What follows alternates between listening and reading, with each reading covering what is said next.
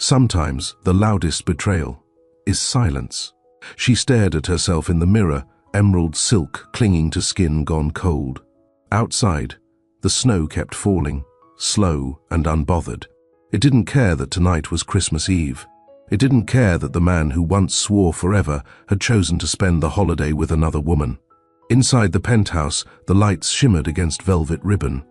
Crystal glasses were set, the table flawless. But she sat alone, and her husband? He was somewhere in Aspen, with Arlette.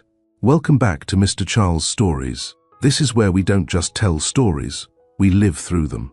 If you've ever stayed silent to protect someone who stopped protecting you, if you've ever been left behind at a table you set with love, if you've ever had to choose peace over pain, hit the like button. And leave A in the comments so others know they're not alone. This story is for you. Noelle Vera had never been dramatic. Even as a child, she solved chaos with quiet. Her aunt used to say, "That girl carries storms in her chest but walks like she's never known thunder." Tonight, her silence wasn't weakness. It was a choice. She reached for the gold clasp at the back of her dress, something she hadn't worn in months. Corwin always said, this one made her look fitting. That was his word. Not stunning, not beautiful, just fitting. She wore it anyway, because sometimes even grief deserves elegance. He wasn't late. He was gone. No messages, no excuses. The last thing he said was, "The board needs me in Aspen this year." Arlette speaking on behalf of the foundation. "It's important."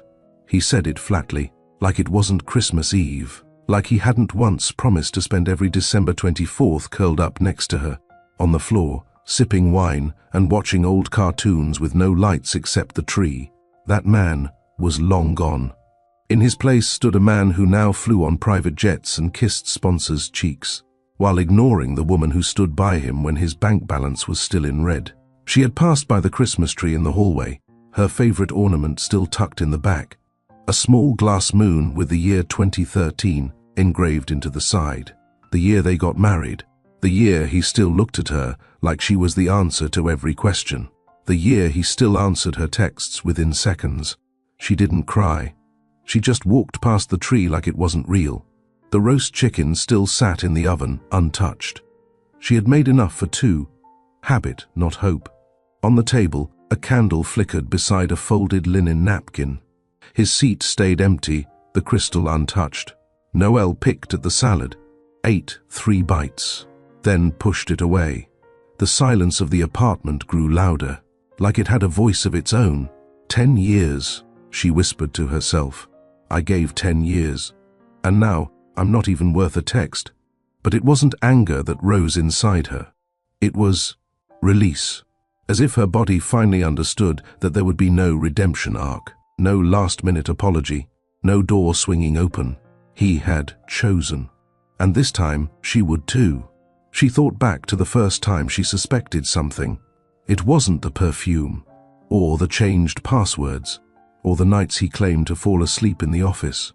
It was the way he stopped asking her opinion, stopped including her in decisions, stopped noticing the details she once thought he memorized. That was the first betrayal, not the kiss he gave someone else, but the way he stopped remembering the way she took her tea. The phone buzzed once. Her heart leapt, then dropped just as quickly. Not Corwin, just an app notification reminding her of a past memory, a photo of them. Christmas Eve, 4 years ago. He was kissing her temple. Her eyes were closed, her smile genuine. She stared at the photo for a long time, then deleted it, not out of rage, out of mercy. She didn't need proof of what was lost. She was living it. She stood from the table, walked to the window. Below, the city sparkled. People held hands. Laughter spilled out of brownstones. She pressed her palm against the cold glass and whispered, I won't wait for someone who's already left. Then she walked into the bedroom, pulled a small suitcase from under the bed. No designer labels, no high heels, just a few books, a journal, and a scarf her late mother gave her. She wasn't sure where she'd go, but she was sure of one thing. Tomorrow, She wouldn't wake up here. If you've ever had to leave quietly, if you've ever packed peace into a suitcase while the world celebrated, tell us in the comments, what gave you the courage to walk away? And don't forget to subscribe to Mr. Charles Stories, because some stories don't end with revenge, they end with peace. The first time Corwin saw her, Noelle had ink on her fingers and a coffee stain on her blouse. She was helping set up for a fundraiser, stacking folding chairs and arranging silent auction forms while checking her aunt's blood pressure on the side. Corwin wasn't a billionaire then, just another name tag at a charity event in Queens. Suit 2 sizes too tight, shoes worn at the heel, but his eyes had fire and his ambition entered the room before he did. Noelle noticed him because he was loud, not with his mouth, but with presence. He noticed her because she wasn't. She didn't flirt, didn't ask who he worked for, didn't try to impress. He offered her a drink. She declined. He asked if she needed help. She said, "If you're good with duct tape." That night, he stayed behind and helped hang signs in the freezing wind. He didn't flirt, didn't brag. He just worked. And when she handed him her gloves so his hands wouldn't crack, he looked at her differently. Not like a challenge, but like a question he didn't know how to answer yet. 2 weeks later, they bumped into each other at a bookstore downtown. He was buying a used copy of Think and Grow Rich. She was trading in a romance novel for store credit. They walked out at the same time. She said, "You again?" He said, "Fate's trying really hard." She rolled her eyes, smiled anyway. He asked her out 5 times. She said no 4. The 5th time he said, "We can skip the date part. Just sit beside me while I pretend to read this business book." She laughed and agreed. Their first official night together was on a park bench overlooking the East River. They split a falafel wrap. He asked about her dreams. She said, "Nothing fancy, just a quiet home. One that doesn't feel like I have to earn my place in it every day." He nodded, didn't say much. She didn't know it then, but that was the moment he fell. Corwin was the kind of man who ran toward fire. Noelle was the kind who knew how to breathe inside it. They balanced each other. He introduced her to deals, terms, and vision boards. She introduced him to stillness, grace, and what it meant to truly listen. He used to say, "You make the noise in my head slow down." She used to reply, "You make the quiet feel safe." When he got his first major investor meeting, she bought him a tie from a thrift store and ironed it until the fabric softened. When that investor backed out last minute, she sat on the floor with him and let him cry. No cameras, no press, no image to protect. Just 2 people figuring it out. The night he proposed, it wasn't with a grand gesture. It was after his 3rd failed pitch that month. They were in her aunt's kitchen, eating canned soup. He looked at her mid-spoon and said, "I don't want to do this life without you, even if we never get rich." She stared at him. "I mean, I want to try again," he added, "but I want you there, regardless." She didn't cry. She just said yes, then added, "And don't ever propose while I'm holding a spoon again." The wedding was small. Her aunt cried the most. Corwin's mother sent a check but didn't attend. His board didn't approve. "She's not a name," they said. "She's not meant for a public-facing role," someone warned. Corwin ignored them. He looked Noelle in the eye that day and said, "I don't want someone who knows the game. I want someone who remembers me before the game started." For a while, they had everything. Not money, not luxury, but joy. Pizza boxes on the floor, Netflix passwords they forgot to update, arguments over whether to paint the bedroom navy or sage, long talks at midnight about building something honest, not fast success, but lasting love. But then, the money came, and the city looked at Corwin differently. Suddenly, he was a visionary. Suddenly, they weren't eating pizza on the floor. They were ordering room service in Dubai. Suddenly, their time became booked, and their love became background noise. It started slow. He'd leave early, return late. She'd fall asleep with dinner warming in the oven. He stopped asking what she was reading.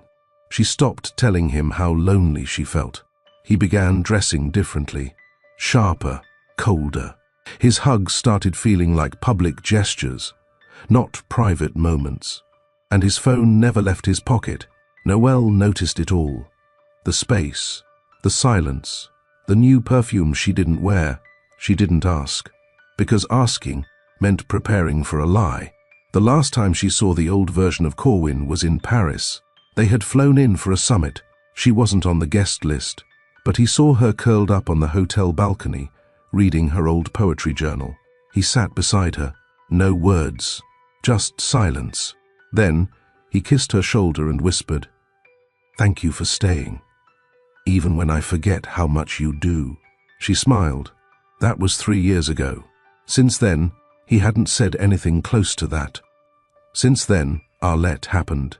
And now, she was packing a suitcase, not to run, but to return to herself. Lake Iris was quiet in a way New York never could be. The wind didn't rush. It whispered. The snow didn't threaten. It settled. It was a place untouched by rush hours, press releases, or the need to perform. Noelle stepped out of the small-town cab that brought her from the station. The driver didn't ask questions, just helped her with the suitcase and tipped his head politely. The cabin sat on the edge of the lake like it had always been waiting for her return. Its porch light flickered. Its wooden steps creaked. But the view, still perfect. Pines framed the frozen water. Stars peeked through an ink-colored sky. The whole place smelled like firewood and thyme. She stood at the door for a second longer, letting the silence fill her lungs. She hadn't realized how loud her life had become until now. The key still worked. Inside, the cabin was exactly how she remembered it. Books on the shelf, the old record player still on the side table, a coffee mug with a chip on the handle sat in the sink, untouched since her last visit 3 years ago. She dropped her coat on the couch and lit the fireplace. As the flame caught, a soft glow warmed the room. She stood there for a while, hands out, eyes half closed. She didn't feel safe in the city anymore. But here? She wasn't Noelle Vera, the billionaire's wife. She was just Noelle. In the morning, she woke up without an alarm for the first time in months. No conference calls, no foundation gala, no security briefings. She brewed tea slowly, took time peeling an orange. Then she stepped outside and watched the lake in silence. That was when the first tear finally fell, not because she missed Corwin, but because she realized she hadn't missed herself in years. Later that day, she went into town for groceries. The cashier recognized her vaguely, but didn't ask questions. Small towns didn't need headlines. They cared more about eye contact than clickbait. She bought bread, cheese, herbal tea, and a candle. When she walked back toward the cabin, she noticed something strange. Her steps felt lighter, not because the path had changed, because the weight she carried wasn't hers anymore. That night, she pulled out her old journal, the one Corwin gave her in year 2 of their marriage. On the first page he'd written, "For the thoughts too quiet to say out loud. I'll always read them if you let me." She touched the ink gently. She wanted to hate him, but the truth was more painful. She didn't. She pitied him. He traded something real for something that looked better in photos. She flipped to the back of the journal, found a blank page, and for the first time in over a year, she wrote, "I'm not angry. I'm not broken. I'm not waiting. I'm finally listening to me." That night, she didn't scroll. She didn't check the news. She didn't wonder what Arlette was wearing in Aspen or what magazine had already published their photo together. She made soup, read poetry, played an old jazz vinyl her mother loved. And when she slipped under the covers in the small room with chipped window frames and scratchy flannel sheets, she slept, deep, uninterrupted, safe. Back in New York, Corwin was scrolling through his phone in a private jet. The gala was over. Arlette was asleep beside him, her lipstick smudged from too many champagne glasses. He should have been content. He had wealth, power, applause. But he kept checking his phone. No messages from Noelle. No Merry Christmas. No stay safe. Not even a period. He opened his photo gallery, scrolled to last December. A selfie, Noelle laughing in the kitchen, flower on her cheek. He had taken it without her knowing. She was making cinnamon rolls, her favorite. He remembered the smell, the way she hummed softly while cooking. He closed the photo quickly. Arlette stirred beside him. He glanced at her, then out the window. Black sky, faint stars, and nothing but questions. He'd spent a decade trying to build a future, but somewhere along the way, he had stopped being part of hers. Back in Lake Iris, Noelle lit the candle she bought. She placed it by the window, not to signal anyone, but to remind herself she had found her light again, even if no one saw it but her. The fire crackled softly inside the cabin as Noelle sat cross-legged on the floor, her journal open on her lap. Her handwriting was slower now, less polished, but more honest. She paused after each sentence, letting her thoughts stretch into the room like the heat curling from the flames. So much of her marriage had been about tone. The right tone for interviews, the right smile at charity events, the right answer when asked what her role was in Corwin's empire. She used to say, "I'm here to keep him grounded." But now, as she traced her words onto the page, she realized no one ever asked who kept her grounded. After dinner, she stepped outside and looked up at the night sky. Stars spilled across the dark like scattered seeds. There was no light pollution here. Every constellation had its space. Every quiet moment had room to breathe. She pulled her coat tighter around her shoulders and walked slowly toward the frozen edge of the lake. She had walked this path with her mother once, back when grief still clung to her lungs like smoke. Her mother had lost everything, a husband, a job, a house, but never her softness. She used to say, "The world can take everything from you, baby, but don't let it take the softness." Noelle hadn't understood that at the time. Now she did. The snow crunched under her boots. She reached the bench facing the lake and sat down, her breath visible in the cold. Memories came quietly. The first Christmas with Corwin. They had no money, so they made each other gifts. He gave her a poem, handwritten, folded into a tiny box. She gave him a second-hand leather journal. They didn't go to parties or fly to Aspen. They stayed home, danced in socks, and ate burned cookies. She couldn't remember the last time he'd written her anything, or the last time they danced. It was easy to lie to herself at first, to call it a phase, a season, to believe that the coldness was stress, not neglect, that the silence was exhaustion, not disinterest. But over time, truth became impossible to ignore. Arlette wasn't just a distraction. She was a replacement. Strategic, photogenic, compliant. Noelle had once walked into a boardroom with Corwin to present a foundation project. Arlette had been there too, smiling, poised, wearing the same perfume Noelle once wore in their early days. Corwin didn't introduce her. Not to the board, not to the press. Noelle had stood in the back of that room like an assistant, not a wife. When they left the building, she didn't speak. He didn't notice. She stood from the bench and turned back toward the cabin. The wind had picked up. Snowflakes brushed against her face like paper-thin reminders of everything she had learned to feel again. Inside, she made tea, lavender, the same kind she brewed the night he first stayed over in her old apartment. He had looked around that place, tiny, cluttered, with second-hand furniture, and said, "I've never felt more at home." She wondered what home meant to him now. A glass tower with guards, a chalet in Aspen with a woman who smiled on cue.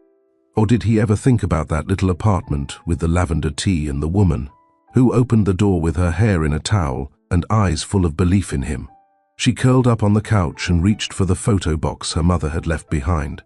It held only a few prints: Noelle's first day at college, her aunt dancing in, the kitchen, and one picture of her and Corwin at a lake resort 6 years ago. They were both wet from a rainstorm, laughing. No makeup, no flash. Just joy. She held it for a long time, then set it back inside, not because she didn't care, because she had to stop carrying both their memories. Corwin, meanwhile, was sitting in his Aspen hotel room, unable to sleep. The room was beautiful. Every piece of furniture cost more than a month's rent in his childhood home. But it felt hollow. Arlette had gone out with friends. He told her he had work to catch up on. She didn't ask questions. That's what made her easy. He stared at the hotel ceiling, playing a mental game he had come to hate. What if? What if he had turned down that press campaign with Arlette? What if he had flown home for Thanksgiving instead of staying in Berlin for a pitch? What if he had asked Noelle why her voice started shaking when she said, "I'm proud of you," last year? What if he had noticed the way she stopped asking about his day? What if he hadn't let silence become their language? He reached for his phone, scrolled through old messages. Most of them were from her. "Good luck today. I believe in you. Don't skip meals. Your stomach is still sensitive." I miss the guy who made me laugh when I was too tired to think. He had barely replied to half of them. The last message she sent was 2 weeks ago. "Flight lands at 7. I'll be home by 8. He hadn't answered. He opened a blank message, typed, "Are you okay?" Then paused, deleted it, typed it again. Back in Lake Iris, Noelle's phone buzzed on the table. She didn't reach for it right away. She was pouring honey into her tea, moving slowly, breathing deeply. When she finally picked up the phone and saw the name on the screen, she stared at it for a long moment. No panic, no emotion, just clarity. 2 words. "You okay?" She sat down, held the phone in both hands, then typed, "I'm finally home. Merry Christmas." She placed the phone face down, not to end the conversation, but to end the cycle. She had made it out of the silence, and this time, she wasn't going back. There was a time when Corwin Vera used to hold Noelle's hand in elevators, not for display, not for branding, just because he could. Now, he held microphones, contracts, and champagne flutes, but not her hand. After his third company valuation hit 9 figures, things started to shift. Subtly at first. A bigger apartment, a sleeker car, longer hours. But then came the tailored statements, the PR coach, the image team. Noelle watched it all unfold like someone attending a play with a familiar lead actor who suddenly forgot their lines. She tried to keep pace. She bought the shoes, wore the gowns, memorized the faces of executives and their wives. But the space between them grew wider than any red carpet they walked. The board called her the heart behind the brand, but they didn't mean it as a compliment. "She's lovely," one advisor said with a rehearsed smile. "But she's not scalable." Noelle remembered those words clearly. They weren't spoken to her, but they were meant for her. She stayed quiet, because she believed in him, because he used to believe in her. Because sometimes loyalty isn't about who deserves it. It's about who you are. But believing in someone shouldn't mean disappearing for them. And slowly, that's what she was doing. Fading behind a man who once told her she was the reason he made it this far. Corwin's schedule turned into a blur. Geneva, Dubai, Singapore, London. She was rarely invited. When she asked if she could come to a summit in Berlin, just for the experience, he said, "The trip's intense. You'd be bored." She wasn't bored. She was dismissed. One evening, she waited for him in the dining room with dinner on the table. He was 3 hours late. When he arrived, he kissed her cheek and said, "Sorry, last-minute pitch with Arlette." The name stung, not because of who Arlette was, but because of how quickly her name fit into places Noelle's had been removed from. She began to notice the shift in press coverage. Articles still mentioned Corwin. But Noelle's name? It showed up less and less. First, she was his wife, Noelle. Then she was longtime partner. Then she disappeared altogether. Arlette, on the other hand, was rising. Magazine covers, brand endorsements, fashion events, always beside Corwin, not behind. Beside. Noelle saw it all and said nothing. The silence wasn't weakness. It was mourning, because she wasn't just losing a husband. She was losing the version of herself who believed this story had a happy ending. She remembered the first time he showed her the prototype for his app, back before anyone cared. She gave him feedback, honest, thoughtful. He said, "That's why I need you. You tell me the truth." Now? She didn't even know what projects he was working on. He didn't ask her thoughts anymore. he asked Arlette's. At a charity benefit in Boston, Noelle attended alone. Corwin was stuck in Singapore, or so he said.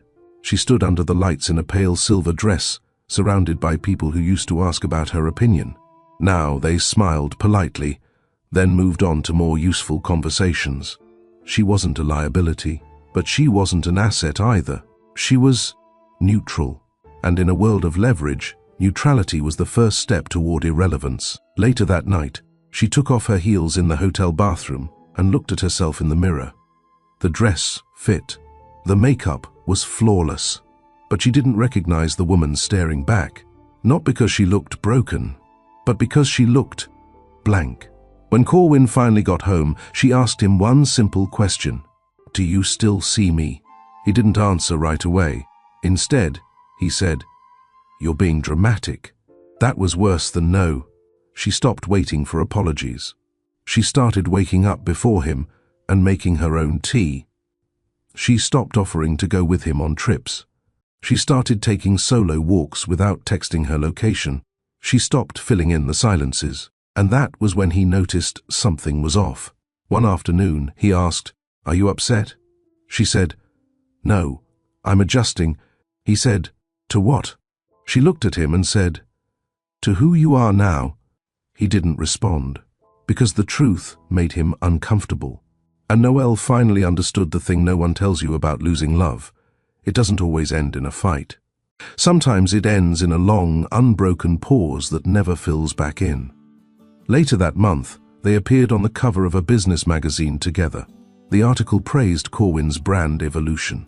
It mentioned Noelle's name once.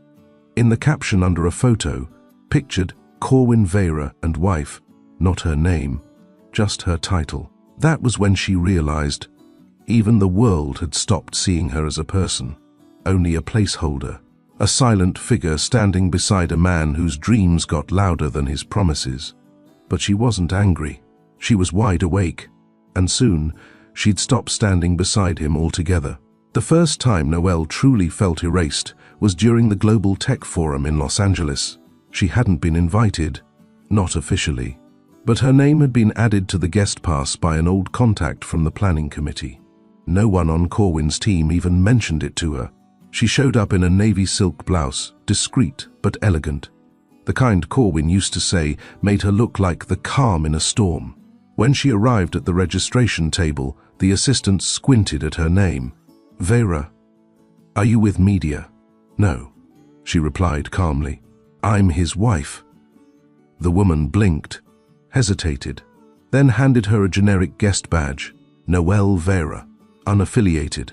She didn't flinch, but inside, she folded something. A belief.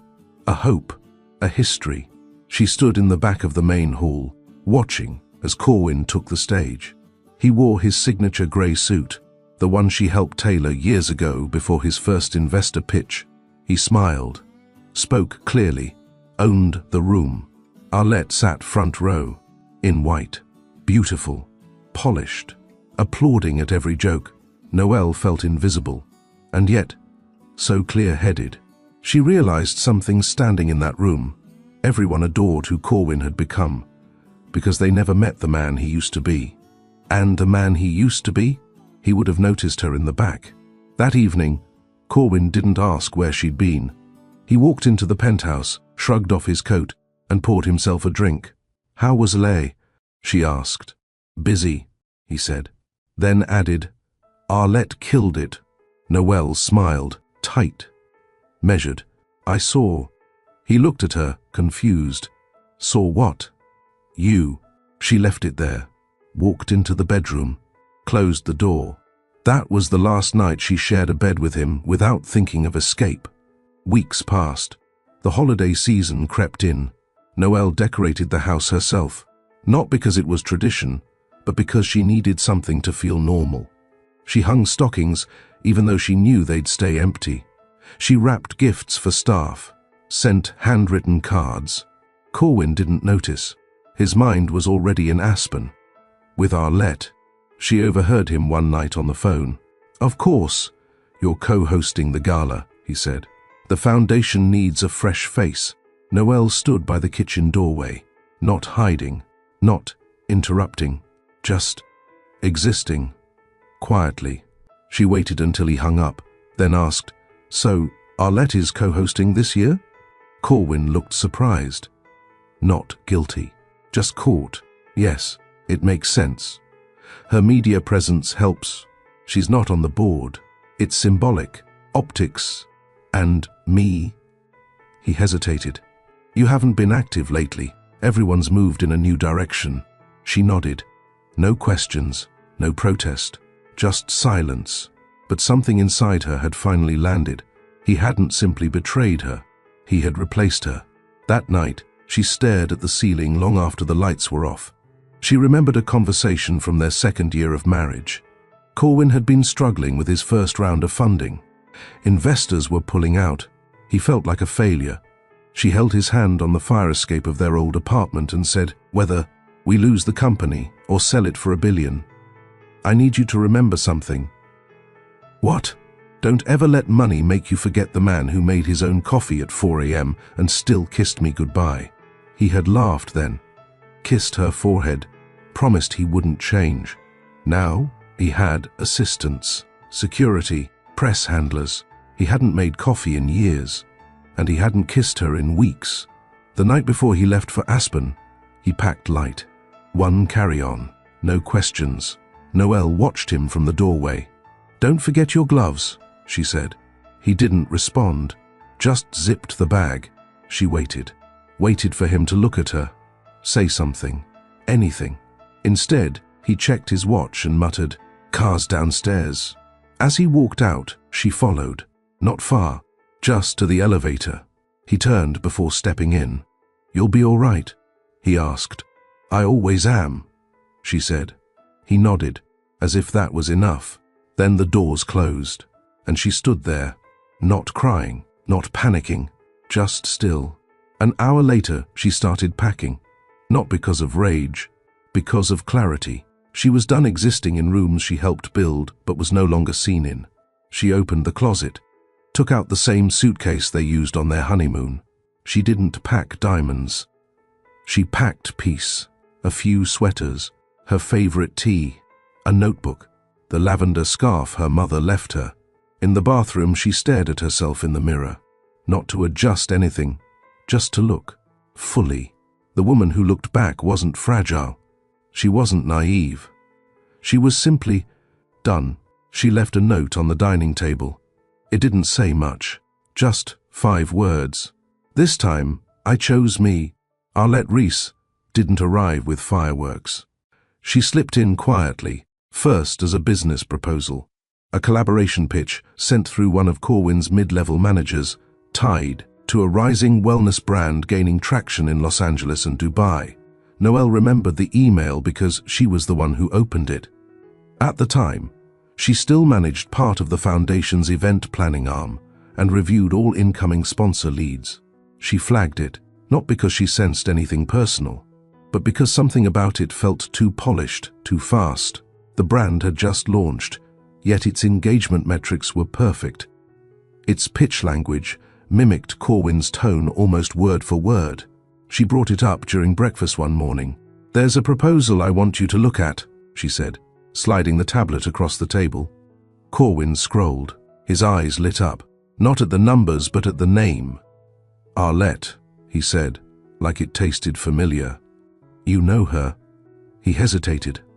"We met briefly at the Dubai summit. She was with the media team." "Smart." Noelle nodded, but the delay in his voice left a dent. It wasn't just recognition, it was recollection. Within 3 weeks, Arlette Reese was seated beside Corwin at an investor brunch in Manhattan. Not across, beside. When Noelle arrived late due to traffic, the only seat left was 2 tables away. She didn't protest, didn't draw attention. She greeted the hosts politely, accepted a glass of sparkling water, and sat. She watched Corwin lean in toward Arlette as they shared something on a tablet. She saw the soft curve of Arlette's smile, and she saw how Corwin laughed, the way he used to laugh with her. Noelle excused herself after dessert. She didn't confront him in the car. She didn't cry. She just stared out the window, and memorized how it felt to be replaced quietly. Not with drama, not with betrayal, but with convenience. A month later, Arlette was confirmed as the Foundation's new brand liaison. The role had never existed before. It wasn't listed publicly. Noelle found out when she noticed the Foundation's quarterly report included a significant disbursement under external image partnerships. She asked Corwin about it one evening. "New initiative," he said. "Arlette's helping reposition us." Reposition us? Away from what? He looked up, brows tight. From outdated narratives. "We need to evolve." Noelle didn't ask who wrote the original narrative, because she already knew. The interviews started rolling in. Forbes, Vanity Metro, West Coast Ledger. Arlette's face appeared beside Corwin's more often. Noelle's disappeared altogether. Even when she attended events, she was listed as unavailable for comment. But she hadn't declined any interviews. No one asked. She remembered one particular article titled "The New Power Pair, Building an Empire with Wellness and Vision." There was a photo. Corwin, in a tailored grey blazer. Arlette, in white silk, her head tilted toward him. The quote beneath the photo read, "When values align, growth becomes unstoppable." Noelle closed her laptop slowly that day. She walked into the kitchen, boiled water, made tea, and stood by the window, cup in hand, watching as a snowflake melted down the glass. She tried to tell herself it was business, that Arlette was just a piece on the chessboard. But pieces don't sit in your husband's seat at the gala. Pieces don't wear your perfume. Pieces don't answer his phone at 9 p.m. The final confirmation came on a Friday. Corwin was in London, or said he was. She got a text from an acquaintance in Milan. Spotted Corwin and Arlette at the Zara Gala. "Thought you were with them?" She wasn't. She wasn't even invited. She called. He didn't answer. Texted. No reply. 3 days later, he returned and handed her a bracelet. "I saw this and thought of you." She turned it over in her hand. It was beautiful, but it was also a deflection, a silence buyer, and she refused to be bought. From that moment on, she stopped asking where he was, stopped trying to fix what he wouldn't admit was broken, stopped measuring her worth by his recognition, because somewhere between the photo shoots and the partnerships, she realized something cruel and clear. He didn't need her to be gone. He just needed her to be silent. And that was the one thing she would no longer give. Corwin wasn't stupid. He knew the optics. He understood how things looked, especially in a world where image meant influence, and influence meant money. But by the time he realized how far things had shifted, it was too late to explain. Too late to untangle the string of decisions that led him from holding Noelle's hand in a hallway to placing Arlette's name beside his in press materials. He had convinced himself it was all strategic, business, that Arlette's face helped modernize the brand, that her smile made corporate investors lean forward, that she was fluent in media and made fewer things complicated. But deep down, Corwin knew it had become personal, not love, not affection, but comfort. With Arlette, he didn't have to explain himself. She agreed, nodded, followed the playbook. With Noelle, there had been depth, opinion, conversation, accountability, and somewhere along the path to empire, those things started feeling inconvenient. One morning, weeks before the Aspen Gala, Corwin caught a glimpse of Noelle standing at the edge of the balcony. Her hair was tied up, her face bare, her mug clutched in both hands. She didn't say a word, but the way she looked out over the city made him pause. It was a look that said, this life never needed all this noise. And for the first time in months, he wondered what she thought of him now. Not the version from their wedding, the man with handwritten vows and calloused ambition, but the man who now spent more time in boardrooms than in their home. He almost said something, almost walked toward her, but his phone buzzed. Arlette. And so he stepped away. Noelle noticed, not just the phone, but the hesitation. It was always the hesitation that hurt most. At one event, a gala for early education programs, Arlette stood on stage beside Corwin. Noelle watched from the back of the room, behind the tall floral arrangements. She'd helped fund that program, drafted the initial proposal, fought to keep its resources focused on single-parent homes. But tonight, no one mentioned her name. Arlette spoke about their mission. Corwin smiled like it was all true. And Noelle realized something she hadn't admitted before. She had been cut from the story she helped write. Later that evening, back at home, she tried once more. She stood by the kitchen counter as Corwin poured a drink. "Do you still want this?" she asked. He looked up, confused. "This life?" she clarified. "This marriage?" He set the glass down. "I think we've evolved. Things are different. We're in a different phase." "That's not an answer," she said softly. He exhaled, then said the one thing she didn't expect. "You've changed too, Noelle." She blinked. "I had to," she said. He didn't reply. The next morning, she wrote her name on a sticky note and pressed it to the bathroom mirror. Just her name. No titles, no initials, just a quiet reminder she still existed. Arlette kept rising. A brand deal here, a spotlight feature there. She was now being introduced as the future of modern philanthropy. Noelle watched the rise, like someone watching a building go up where their home used to be. Not bitter, just done. Corwin invited Arlette to Aspen. Noelle found out from the Foundation's holiday schedule memo. It listed Arlette as key representative liaison. The title didn't exist before. Again, she read the line 3 times before closing the email. That night, she didn't mention it. She cooked dinner, ate alone, washed the dishes in silence, then packed her suitcase. Not in anger, in full awareness that this story had turned a corner long before she walked away. The morning Corwin left for Aspen, he didn't say goodbye properly. No hug, no soft "be safe," no eye contact, only a quick, distracted "text if you need anything." Noelle nodded. "I won't." He barely heard her, and she didn't repeat it. When the elevator doors closed, she stood in the hallway for a while, then walked into the bedroom, zipped her suitcase, and whispered to the empty room. He chose. She didn't need closure, because sometimes the story finishes long before the final page is turned. The air in the penthouse felt colder once Corwin left, not because the heat was off, because the warmth was gone. Noelle stood in the center of the living room, arms at her sides, eyes moving across the space like it belonged to someone else. She had decorated the entire place herself, from the velvet drapes in the reading corner to the art piece near the fireplace that Corwin once said reminded him of their first date. Now, it all looked staged, like a magazine cover without a story. She didn't cry. She didn't linger. She opened the hallway closet and pulled down the suitcase. Not the designer luggage, not the monogrammed travel set from a Forbes-sponsored influencer trip. Just an old, weathered case she'd used back when they traveled by train instead of jet. No labels, no luxury, only history.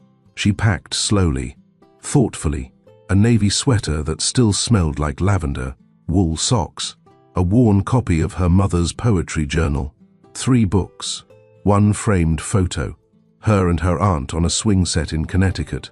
She stood in front of her jewelry drawer, stared for a full minute, then closed it without taking anything. She didn't need adornment where she was going. She needed air. On the kitchen counter, she left 1 item, a red mug with the words still becoming etched on the side. It was a gift from Corwin, back when he was still learning how to love her properly. She turned it so the words faced outward. Not for him, for her. Her phone buzzed once. Not Corwin. A bank notification. A wire transfer had cleared. Her separation funds were now liquid. She didn't remember authorizing it this week, but apparently, Corwin's team had completed the final split of shared assets without a word. So that was it. No warning, no meeting, no conversation, just silence processed through legal channels.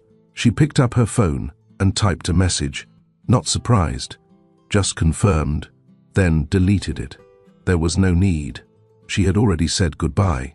He just hadn't realized it yet. The doorman nodded politely as she stepped into the elevator. Leaving for the weekend, Mrs. Vera? No. she said with a calm voice. "Just going somewhere quieter." He nodded again, didn't press. In his eyes, she saw something strange. Recognition, not of her title, but of her grief. He knew, not the details, but the weight, and she appreciated that more than any headline. The ride to the train station felt like shedding skin. She passed familiar blocks, the cafe where they used to sit on Sundays, the bookstore that still carried her favorite tea in the back. Memories flickered, but none anchored her anymore. At Penn Station, she bought a one-way ticket to a town the city forgot. Lake Iris, 3 hours away. No airport, no paparazzi. Just trees and time. On the train, she sat by the window, her journal open. She didn't write much, just 5 words. "I'm leaving without being chased." And that felt like power. Lake Iris greeted her with silence. The kind of silence that doesn't ask you to explain. The cab driver who picked her up from the station didn't speak unless she did. She was grateful.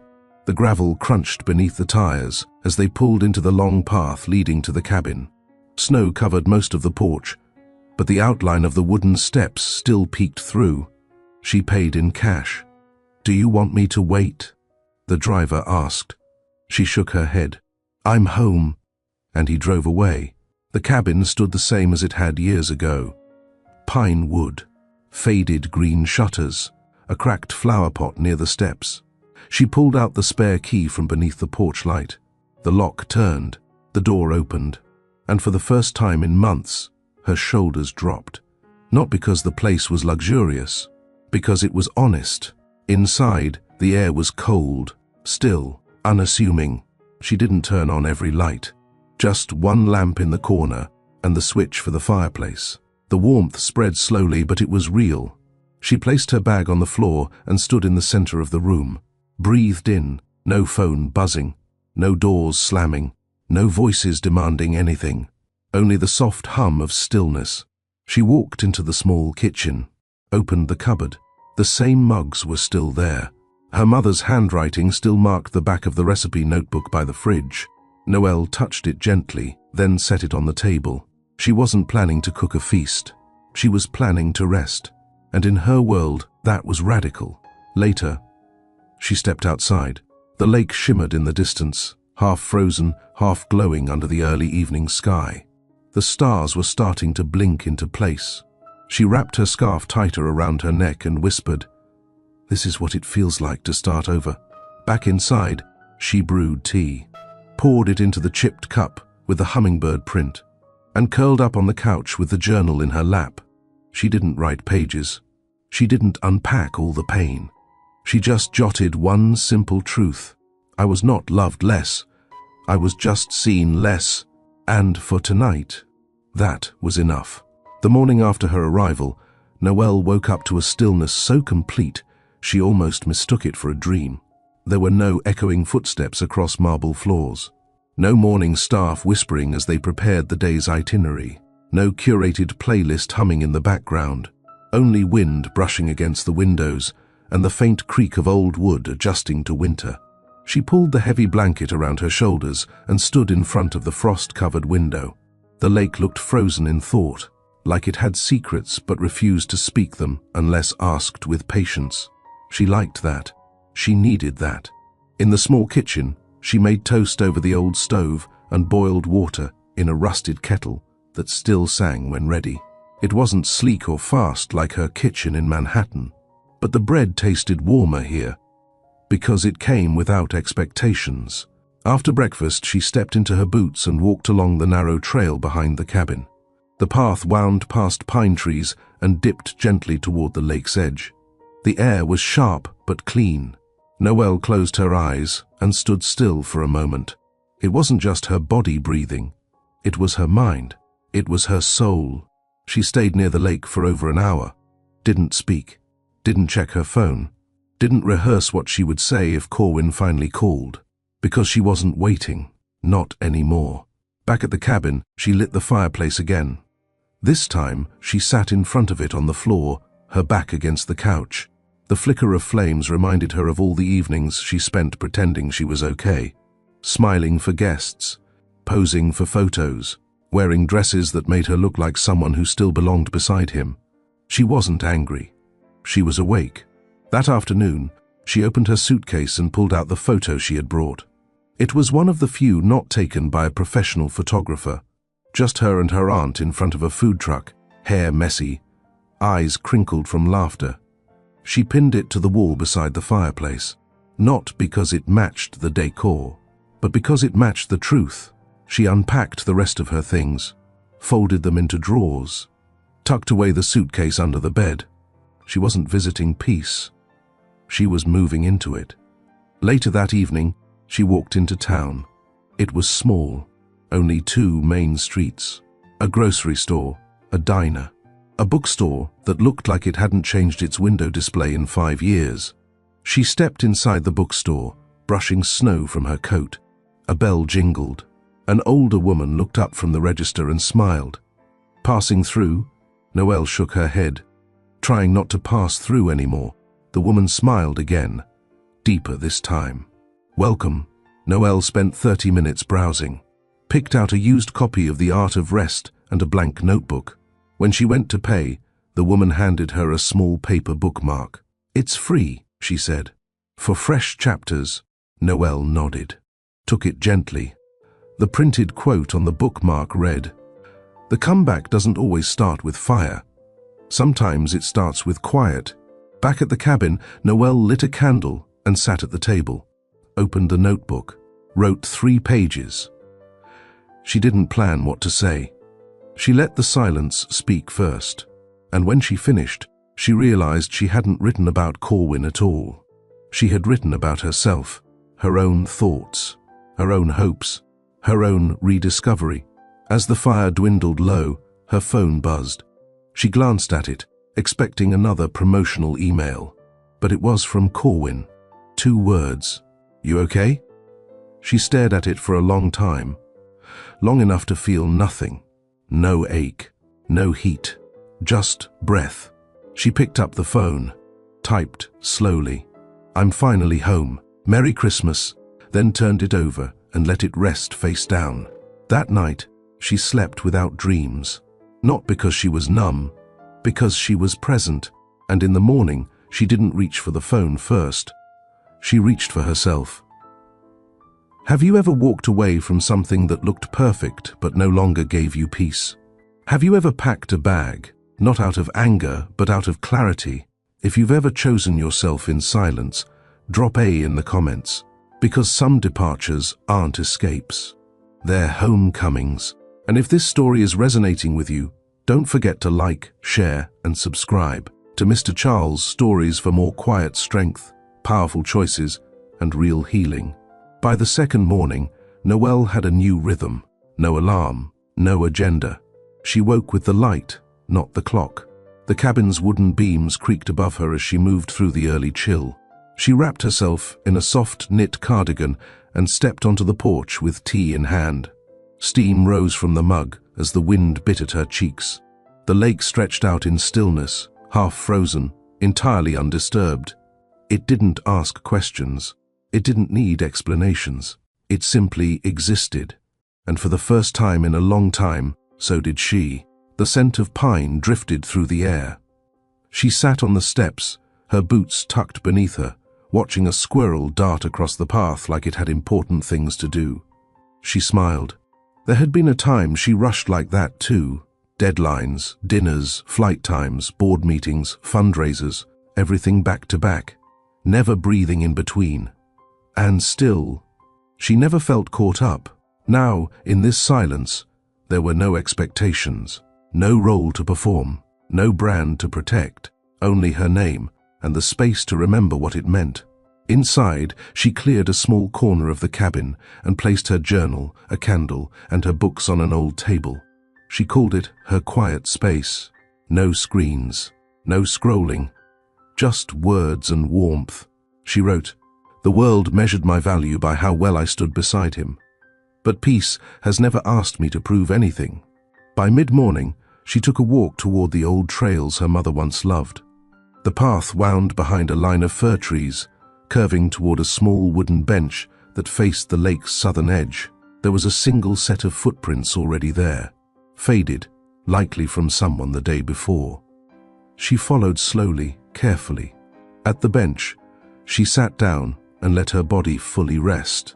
No posture, no poise, just presence. She pulled her scarf tighter and closed her eyes for a moment. She wasn't trying to solve anything, wasn't trying to predict what Corwin would do next. She had let go of that weight. Let go of needing to be heard by someone who never listened. Let go of needing to matter to a room that preferred her absence. She thought about Arlette, not with jealousy, not even with anger, just observation. Arlette had taken everything Noelle once built, public role, image, foundation, visibility, and made it hers.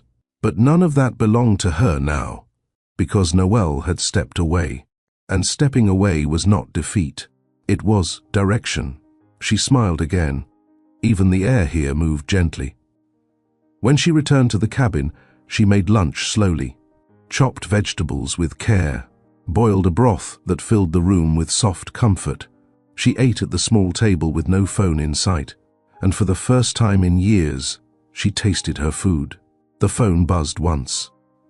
A follow-up text from Corwin. Noelle didn't reach for it.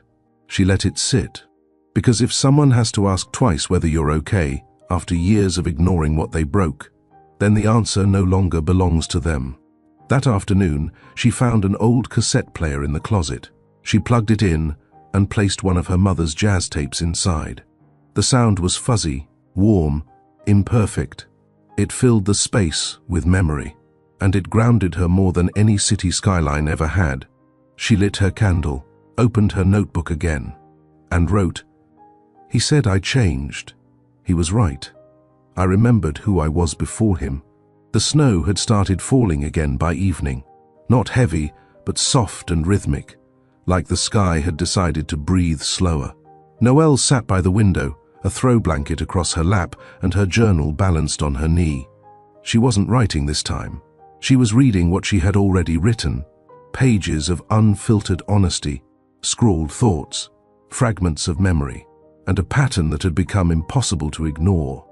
Every entry that mentioned Corwin in the past year included the words tired, quiet, or missing. Even in writing, she had been disappearing from her own sentences.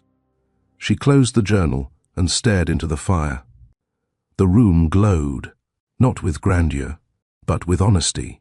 This was a place where her thoughts didn't need to be curated, where grief didn't need to wear mascara, where hope didn't feel like a performance. The phone buzzed again. She ignored it, let it buzz once more. Still didn't touch it, because she knew who it was, and more importantly, she knew what it wasn't. It wasn't love, not anymore. It was guilt. Guilt dressed up as curiosity, regret disguised as check-ins, and she wouldn't hold space for that anymore. Outside, the snow layered gently over the porch railing. It didn't cover everything at once. It moved grain by grain, the way healing does. She stood and walked to the door, slipped into her coat, pulled on her boots, then stepped out into the cold with bare hands and a clear mind. She made her way back to the bench by the lake. This time, she sat without looking around.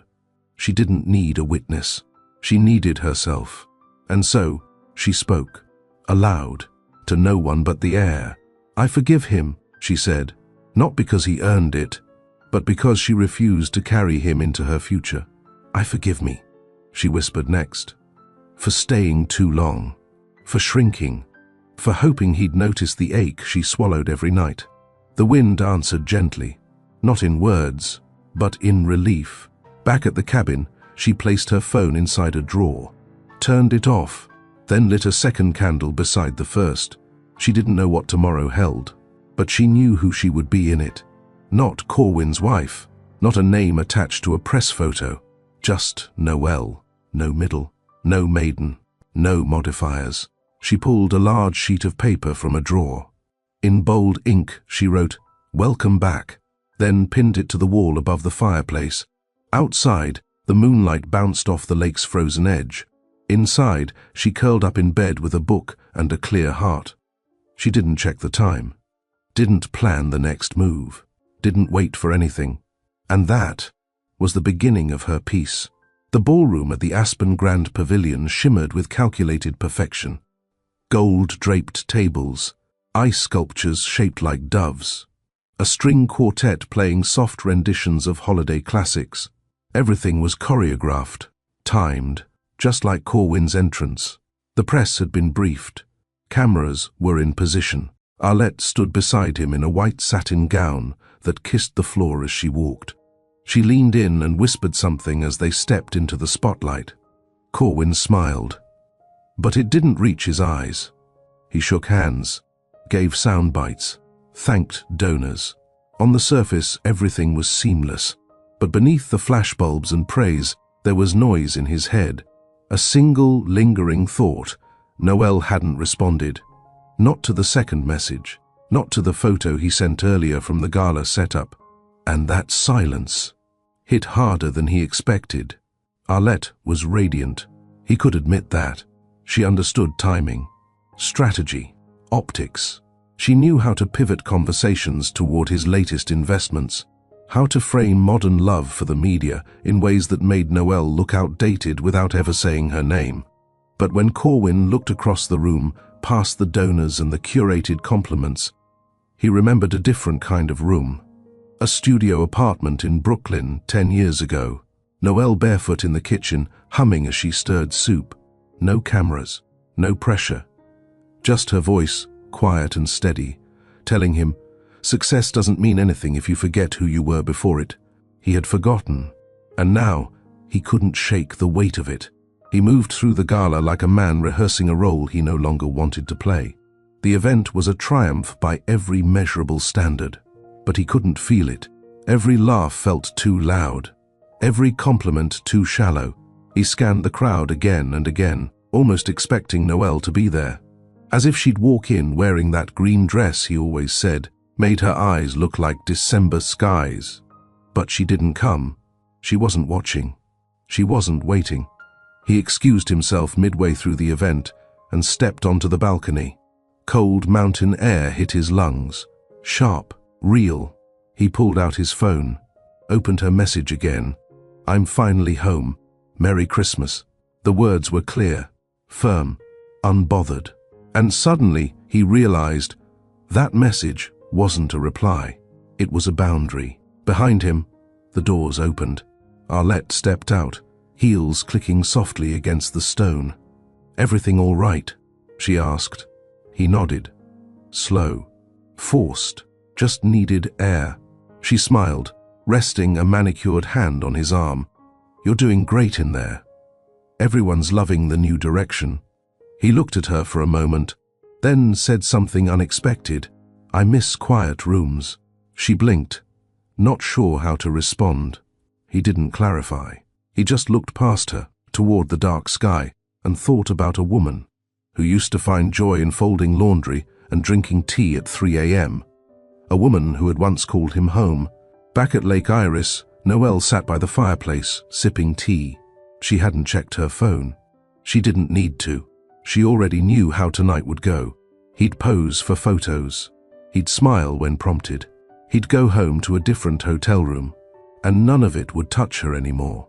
Not because she didn't care, but because she finally knew the difference between being chosen and being seen. She reached for her journal, wrote one line, he chose the world, I chose myself, then set the pen down and whispered to the flames, and I'm not sorry. Corwin stayed on the balcony long after Arlette returned to the ballroom. He leaned against the railing, staring at the snow-capped peaks beyond the hotel. The silence didn't comfort him. It unnerved him. Because, for the first time in years, it wasn't just the cold pressing against his skin. It was the absence of someone who once stood beside him in moments like this, steady and sure. Noel would have noticed the quiet. She would have filled it with something that mattered. Not noise, not performance, presence. His phone buzzed again. Another photo request from a media outlet. He put it in his pocket without answering. He wasn't in the mood to perform tonight. And suddenly he realized he hadn't been for a while. Inside, the gala carried on. Arlette mingled with donors and smiled at cameras. The publicist trailed behind her, feeding her names and affiliations. It was all seamless. But Corwin no longer felt part of it. He felt like he was watching someone else live the version of his life he once thought he wanted. Power, visibility, applause. But none of it meant anything without someone to come home to. Someone who cared about the man, not just the brand. He walked back inside. His seat next to Arlette sat untouched. She glanced at him mid-conversation, smiling, her eyes flicking to the camera as the photographer prepared another shot. He gave a polite nod and looked away. His assistant approached. "Media wants your closing remarks in 10. He nodded, walked to the hallway, stood in front of a mirror, straightened his tie. But when he looked at his reflection, he saw something different. He saw a man who had climbed everything and lost the only thing that made the view worth it. Back at Lake Iris, Noelle lit a second candle beside the first. It wasn't a ritual. It was a promise, one flame for letting go. She sat by the window with her notebook, writing lines she would never send. "You said I changed." "Yes, I did. I stopped shrinking, stopped waiting, stopped being your silent applause." She didn't cry. She didn't flinch. She exhaled, and it felt like the first real breath in years. Later, she stepped outside. The snow had settled gently on the porch railing, untouched and soft. She reached out and traced a line across the surface with her fingertip. There was no metaphor in it, no performance, just a moment, hers. She whispered to the air, "I hope you find peace, Corwin, but not at the cost of someone else's," then turned and walked back inside. Meanwhile, the gala ended with standing ovations. Arlette took a bow beside Corwin. The cameras loved it. The press headlines the next morning would read, "Power, elegance, the future of giving." But Corwin didn't smile in the final photo.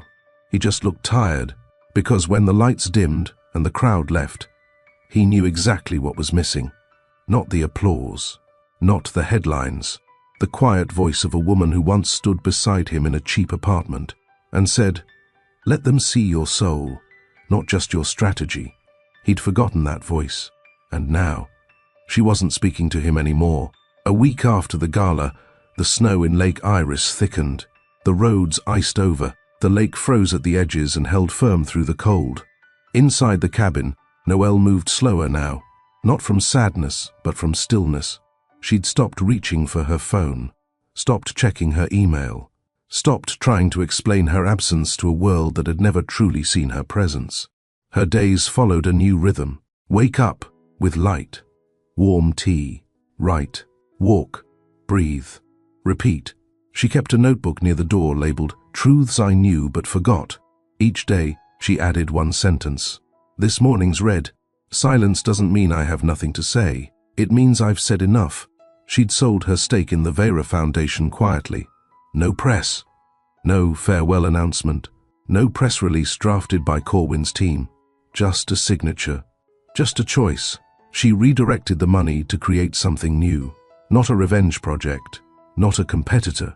A refuge, an arts and healing space for women who, like her, had spent years in the shadows of loud men with fragile egos and louder careers. She called it the quiet space. The vision was simple.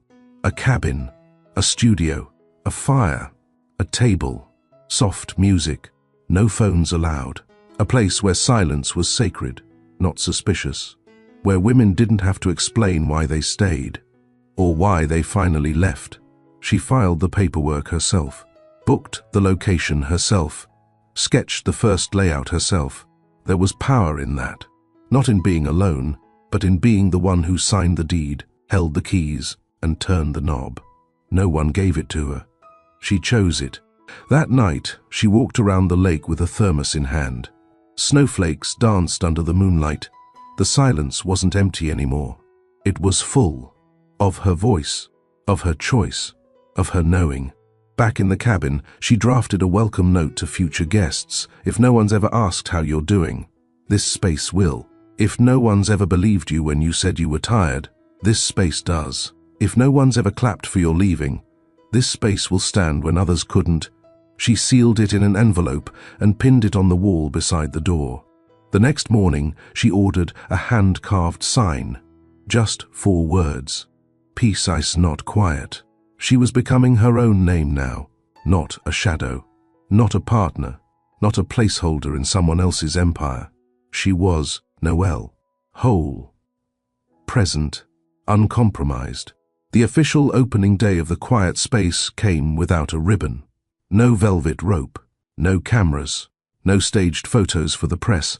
Instead, it arrived with snow on the porch, warm cinnamon in the kitchen, and a knock on the door at 9:06 a.m. Noelle opened it to find a woman in her early 50s, shoulders tense, eyes tired, holding nothing but a small tote bag and a folded scarf. "You're here," Noelle said gently. The woman didn't speak at first. She nodded, then whispered, "I almost didn't come." Noelle smiled and stepped aside. "I almost didn't start it." By noon, 4 more women had arrived, each one different. A retired nurse, a single mother, a woman recently laid off, one who hadn't spoken to her sister in 8 years. They didn't introduce themselves with stories. They introduced themselves with presence. That was the rule. In the studio room, soft jazz played. Art supplies lined the back wall. Floor cushions were scattered like invitations, not assignments. The fire crackled in the hearth, as if it had been waiting to listen all along. Noelle led them through a simple prompt. Draw something you wish someone had protected in you. No critique, no judgment, just expression. Some women cried, some were silent, some laughed at their own drawings, and all of it was sacred. In a quiet corner of the room, there was a small table with a white vase. Beside it stood a framed quote, "Peace isn't what happens when noise ends. It's what begins when you stop explaining your pain to people who benefit from misunderstanding it." Later that day, a courier arrived with a package. Noelle didn't recognize the name on the label at first, but when she opened the box, she paused. Inside was a bouquet of white tulips. Her favorite. No note. But she didn't need one. She knew who sent them. She didn't throw them away. She placed them in the white vase near the quote, then added a small handwritten card beside it. Some people give flowers when they can no longer give truth. The women didn't ask who they were from. They didn't need to. They saw the look in Noelle's eyes when she placed them down. Not hurt, not rage, release. That evening, one of the women sat beside her on the porch. They watched the sun fall behind the trees in silence. After a while, the woman said, "You're not like them." Noelle glanced over. Like who? The ones who teach healing but never healed. Noelle didn't answer right away. Then said, "I had to break my own silence before I could hold space for anyone else's." The woman nodded. And that was it. Inside, the candles flickered low. The fire settled. The journal on the table now held new pages, written by different hands in different voices, but sharing one unspoken truth. They all knew what it meant to disappear in plain sight. And now, they were writing themselves back in. Noelle poured herself tea and sat by the window. She didn't wait for her phone to buzz. She didn't wonder if Corwin had seen her name trending again. She wasn't interested in being remembered. She was focused on being present. And that was more than enough. The snow had melted into slush by the time Noelle opened the front door and found the second arrangement waiting. This time, it wasn't tulips. It was peonies, her mother's favorite. A quiet offering in a black vase with no return address. Again, no note. Just petals arranged too deliberately to be from a stranger.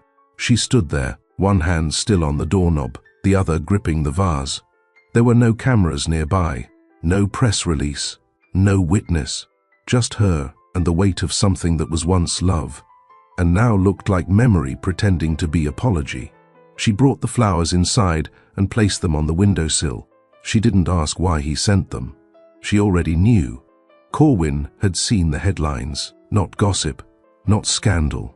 A small article from the Lake Iris Weekly, "Local woman opens art retreat for women in healing."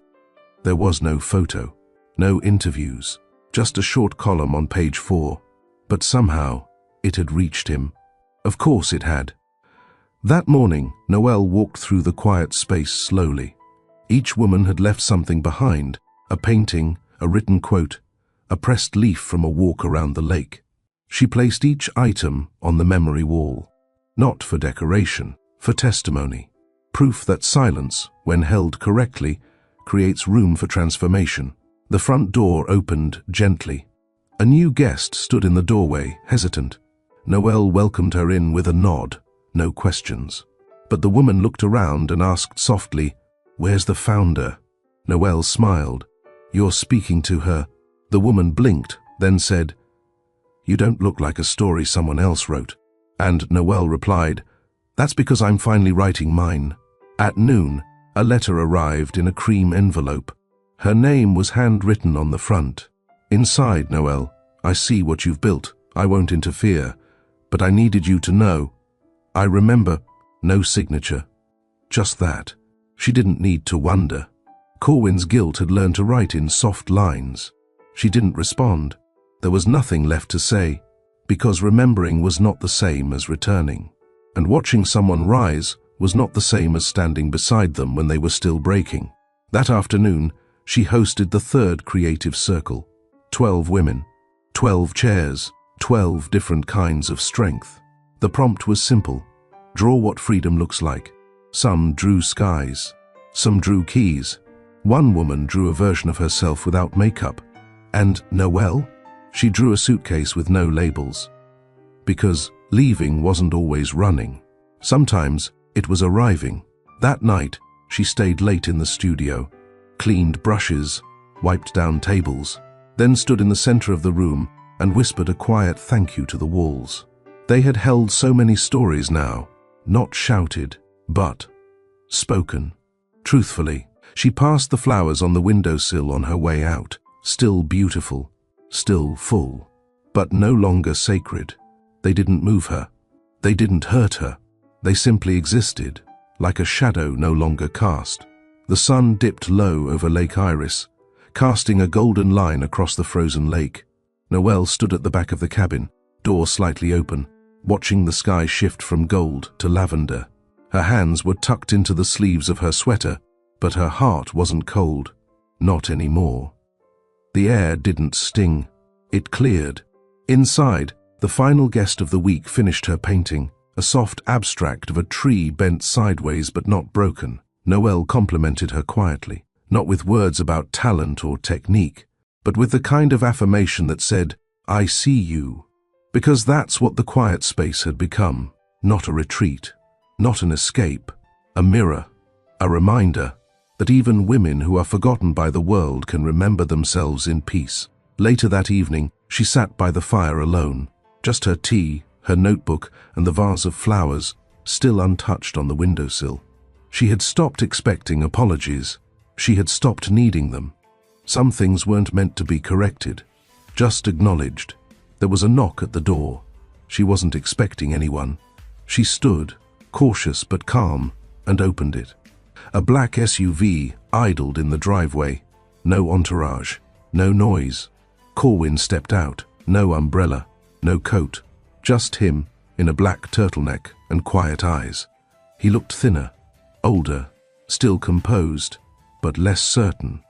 She didn't move. He walked slowly up the steps, snow crunching beneath each foot. Then paused. "Can I come in?" She held the door frame gently and said nothing at first. Then stepped aside, not for him, but for closure. He entered quietly, taking in the warmth of the space, the candles, the art. His eyes lingered on the wall of drawings, on the bookshelf, on the table where the guests' journals sat in a neat row. He looked at her. "You built this?" She nodded. "I did." He moved toward the fire but didn't sit. "I saw the article." She waited. "I sent—" "The flowers came," she said. He lowered his head. "They were late. They were unnecessary." He nodded. Then finally asked, "Did I lose you?" She looked at him fully. "No," she said. "You lost yourself." "I simply stepped away." He closed his eyes. Exhaled. "I didn't know how far it had gone." "You didn't want to know." He looked at her again. There was no defensiveness, no argument, Only the quiet understanding of a man who'd finally realized the cost of ignoring what doesn't scream. She walked to the window and opened it slightly. Cold air rushed in. It didn't sting her skin. It woke it up. "This space isn't about you," she said, still facing the window.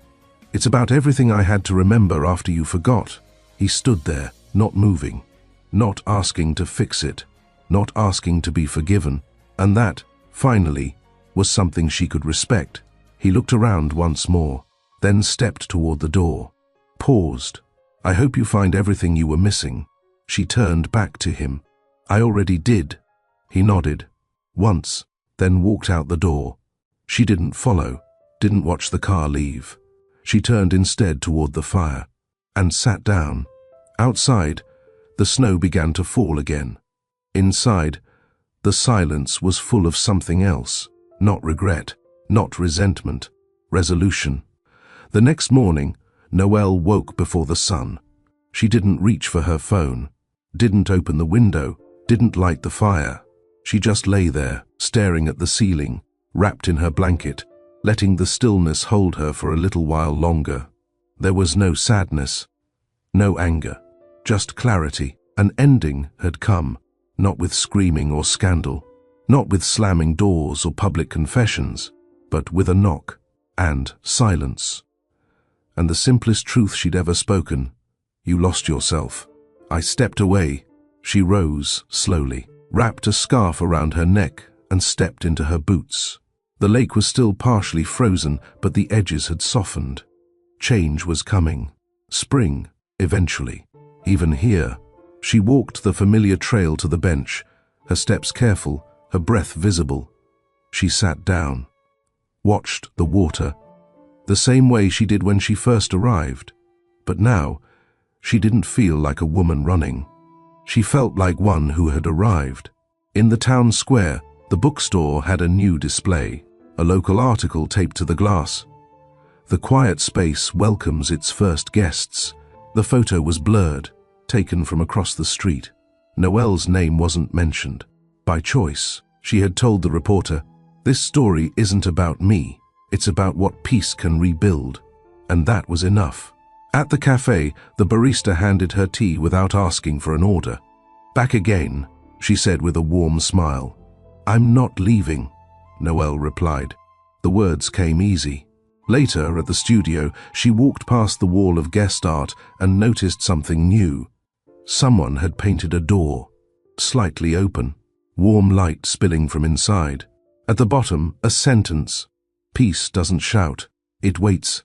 She stood in front of it longer than usual, because it reminded her of herself, of the life she now lived, of the truth she finally owned. That afternoon, she found herself journaling in a new voice, not in pain, not in recollection, but in vision. She listed things she wanted, not from a man, not from society, but from herself. Mornings without dread, dinners without performance, laughter that wasn't filtered, touch that didn't leave bruises on her self-worth, purpose without permission. She closed the journal, set it beside the tea, and whispered, "I kept waiting for someone to save me from silence. But I didn't need saving. I needed to listen." Corwin didn't call again, didn't text, didn't send another gift. He knew now. There would be no door cracked open, no slow reconciliation. This wasn't punishment. This was preservation. As the sun dipped lower that day, a light snow returned to Lake Iris. But it felt different. It felt soft, like a blanket being pulled over the final page of a story. Not a goodbye, but an ending. 6 months later, the first exhibition for the Quiet Space opened in Chicago. The venue wasn't glamorous. It didn't need to be. White walls, soft lights, a string quartet playing something slow and hopeful. Each canvas, sculpture, and journal page was from a guest who'd passed through the retreat. Anonymous, unfiltered, honest. At the entrance, there was no photo of Noelle, no founder's welcome, only a simple plaque that read, "These works are by women who chose silence over shame, power over pity, peace over performance." Noelle stood near the back, blending in with the crowd. She wasn't watching the art. She was watching the women watching it. One guest, maybe 24, stood frozen in front of a piece that looked like waves colliding with glass. Her lips moved. Noelle didn't need to hear her. She already knew what the girl was saying. "That's me." At one point, a man brushed past Noelle and paused. He looked at her briefly. Recognition sparked. Not fame. Familiarity. He whispered, "You're her, aren't you?" She smiled faintly. "No, I'm one of them." He nodded and moved on. She stayed. Later in the evening, she stepped outside for air. Chicago's December wind bit harder than Lake Iris, but she didn't flinch. A voice behind her said, "You did something impossible." She turned. It was Nova, her friend, her anchor. Noelle smiled. It wasn't impossible. Just quiet. Nova nodded. And brave. They didn't say more. Some moments don't need words. The night ended. She didn't seek applause. She didn't need validation. She had peace. That was her reward. 2 weeks later, she walked into the studio back at Lake Iris. There was a single flower in a mason jar on the table. No note, no signature, but the flower was fresh, a silent acknowledgement. Corwin had come, but hadn't knocked. She left it there, let it be what it was. Closure isn't always loud. Sometimes it's a single gesture that says, "I heard you." At the cabin porch, she sat in her usual chair. A new guest was arriving tomorrow. A writer, divorced, wounded, searching. Noelle was ready. She was no longer the woman who needed saving. She was the one holding the space. Inside, the fireplace crackled. A book lay open beside her. The last line read, "Some goodbyes are not rejections, they are rebirths." She closed it, exhaled, and whispered one final thing. "I am not what I lost. I am what I returned to." If you've ever walked away from chaos and chose clarity, if you've ever been told love must hurt and learned it doesn't, subscribe to Mr. Charles Stories for more narratives where peace isn't the end of a story, but the beginning of a stronger one. And if this story stayed with you, share your favorite moment in the comments. Let's remind each other, silence can be strength, and healing doesn't always have to scream.